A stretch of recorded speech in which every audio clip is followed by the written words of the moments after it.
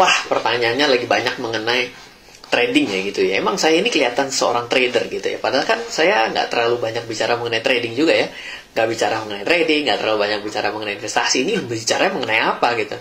Apakah strategi breakout di bursa saham masih worth it? Wah, ini menarik ya pertanyaannya ya. Oke, sebenarnya untuk bisa mendapatkan keuntungan dalam transaksi itu cuma ada dua basic dasar melihat pasar, yaitu adalah counter trend dan trend following. Counter trend artinya adalah swing, artinya turun bukannya kita, kalau turun kan berarti harga turun ya, berarti kan sebenarnya kita takut gitu ya, malah kita beli, berarti kita membeli dalam keadaan murah ya, lagi turun kita beli, berarti namanya adalah counter trend atau swing trading. Nah, strategi yang kedua disebut sebagai trend following. Nah, trend following itu adalah lagi naik dibeli atau lagi turun dijual.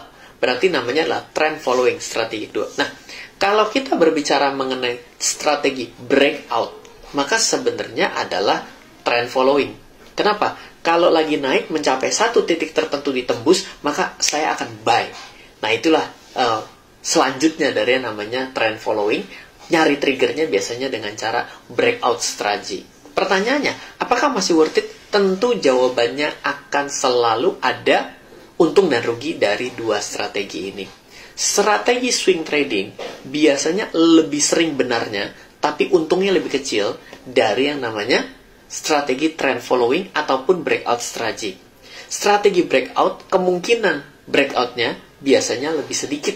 Bahkan dalam 10 kali, mungkin cuma 2-3 kali. Jadi 10 kali cuma benar 20-30%. Kalau 100 kali cuma benar 20-30. Maka breakout itu kemungkinan benarnya lebih kecil daripada kemungkinan salahnya. Dan ketika breakout, apa dan kenapa orang mengejar strategi breakout? Karena strategi breakout biasanya menghasilkan keuntungan yang besar. Makanya ada orang namanya strategi Darvas gitu ya, breakout strategi yang terkenal di dunia, Darvas gitu ya, How I Made 2 Million US Dollar gitu ya, seorang penari gitu ya, itu keren sekali. Saya juga baca Nicholas Darvas gitu. Strategi breakout itu worth it dan terjadi dan masih ada ya, tapi kita harus tahu bahwa ada kelemahan dari sebuah keunggulan.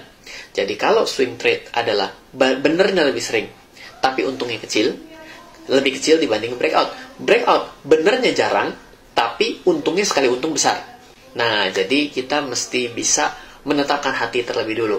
Dan ada satu hal yang penting, yaitu adalah kalau ternyata gagal terus baru berhasil di belakang, banyak orang yang tidak sadar bahwa setiap strategi itu harus diukur potensi error. Misal, errornya 8 kali. Misal 8 kali. Jangan lupa loh, dari 10 kali, 8 kali itu kalau 1 gagal, 2 gagal, 3 gagal, 4 gagal, 5 gagal, 6 gagal, 7 gagal, 8 gagal, orang bisa jadi baru gagal yang kelima. Dia bilang, kayaknya strategi saya salah nih.